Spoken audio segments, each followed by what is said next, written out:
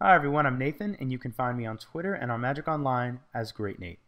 This video is for everyone in the Magic community, but I'm primarily creating it for players new to the Modern format. So I'm not going to go into every detail regarding the Affinity deck, but my hope is that if you don't already know what Affinity is, you're able to walk away from this video with a better understanding and hopefully be better prepared to face the deck. So that being said, what is Affinity? Well, Affinity is a linear aggro deck. Linear meaning the cards are designed to be played together and they synergize so that they're better as a whole than they are on their own, and aggro because it's an aggressive deck. Affinity utilizes very cheap artifact-based creatures and spells to quickly overwhelm the opponent and deal enough damage to kill them before they have a chance to stabilize or recover. This is an example of a possible turn 1 play from Affinity. The deck has the capability to really dump its entire hand on the battlefield and overwhelm the opponent. Let's talk a little bit more about some of the key cards that the deck uses to both be very powerful and be very resilient. The first one up on the list is Signal Pest. Its ability is Battle Cry, so it makes all of the smaller creatures better by giving them +1/+0 when they attack, and obviously when there's more than one Signal Pest, that effect is just doubled. The second card on the list is Steel Overseer. He also synergizes with the other creatures by putting a +1/+1 counter on each artifact creature that the controller controls. The next card is Arcbound Ravager. Arcbound Ravager is one of 2 of the most powerful spells in the Affinity deck. It can be very difficult to play around when it hits the battlefield because it has the ability to sacrifice artifacts to itself to make it bigger, as well as sacrifice itself to its own ability to put those +1/+1 counters on another creature, and we'll talk a bit more about that shortly. We also have Etched Champion, and Etched Champion has protection from all colors when the controller has Metalcraft, and let's face it, it's an artifact-based deck. It's almost always going to have Metalcraft, so it can be very difficult for a lot of decks to remove. And lastly, we have Cranial Plating. Cranial Plating gives the equipped creature +1/+0 for each artifact that the controller controls, but almost more importantly, it has the ability to be moved between creatures at instant speed. So those are some of the key cards that Affinity plays, but there's a few that you also want to be aware of. One of them is Inkmoth Nexus. Inkmoth Nexus on its own, it just kind of represents a turn 10 clock, which isn't that scary. But combined with some of the other cards, Inkmoth Nexus can kill you very quickly, and we'll talk a little bit more about that.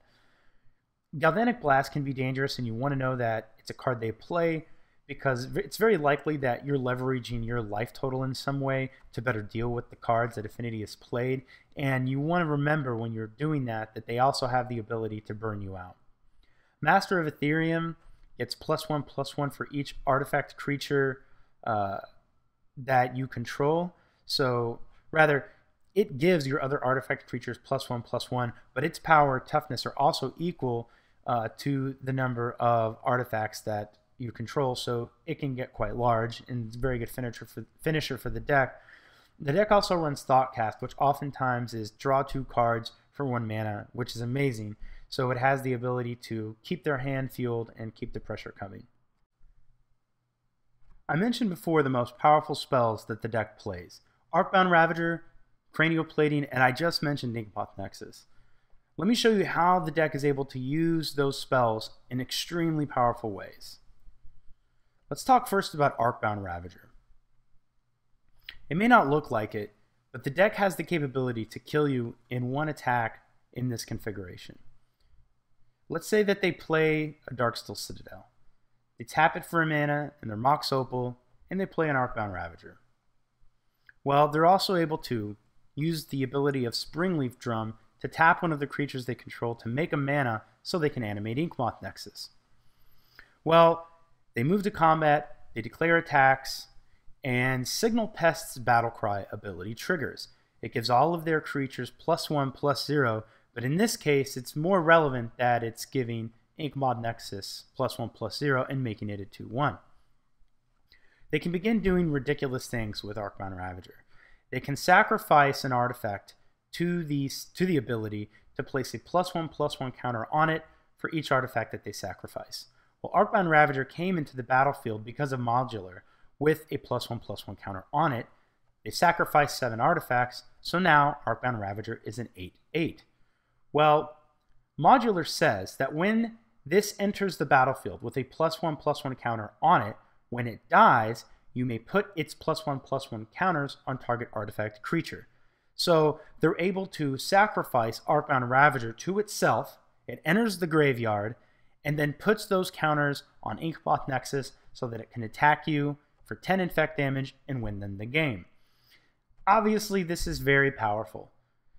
Arcbound Ravager is also powerful because it makes it difficult for you to effectively use your removal. If you go to Bolt, an Inkmoth Nexus, they can obviously sacrifice artifacts in response and make it bigger.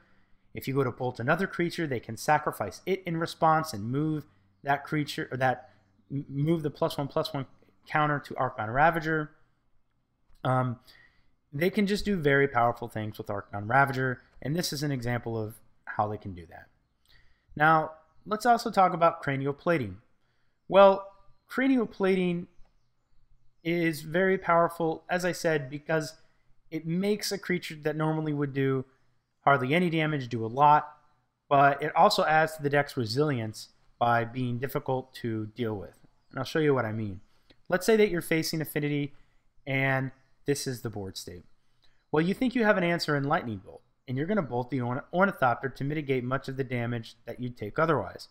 Well, they're able to use that ability of cranial plating in the following way. They're able to tap some mana, in this case it's going to be double black, and activate this ability. Attach cranial plating to target creature you control. Now notice, that's an instant. It doesn't have the same limitations of the equip ability, which only allows you to play it as a sorcery. So in response, in response to Lightning Bolt, cranial plating moves over to Signal Pest. Signal Pest becomes a 9/1, Ornithopter becomes a 0/2. Lightning Bolt's going to resolve. Now they have one less artifact in play, so Signal Pest is going to be an 8/1 instead of a 9/1. But still, if you don't have any other answers, you're going to take 15 damage. Well, that's a heck of a lot. Not to mention, what if cranial plating is on an infect creature like Inkmoth Nexus? Or any other creature? It's just going to do a lot, and it's going to be difficult for you to contend with because they can move at instant speed.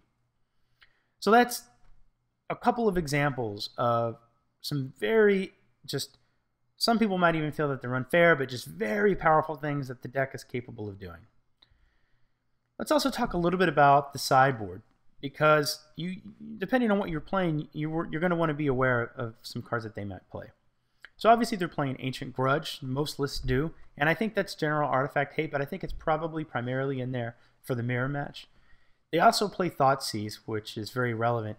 You may be bringing in some very powerful hate cards against Affinity, but they're likely to bring in Thoughtseize so that they can pluck that card out of your hand to deny you the ability to really hate the deck out.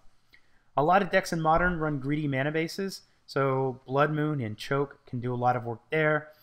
And Grafdigger's Cage is also a hateful card that a lot of decks play as well. Obviously, this isn't everything. Their sideboards are more diverse than this, and I encourage you to go to mtggoldfish.com, look up the Modern metagame, click on Affinity, and look at some of the other lists to get a better idea of what the decks are doing. That pretty much wraps it up for this video.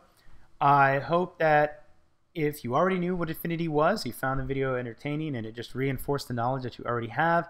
And if you didn't, I hope you feel like you have a better understanding and are better prepared to face the deck Affinity.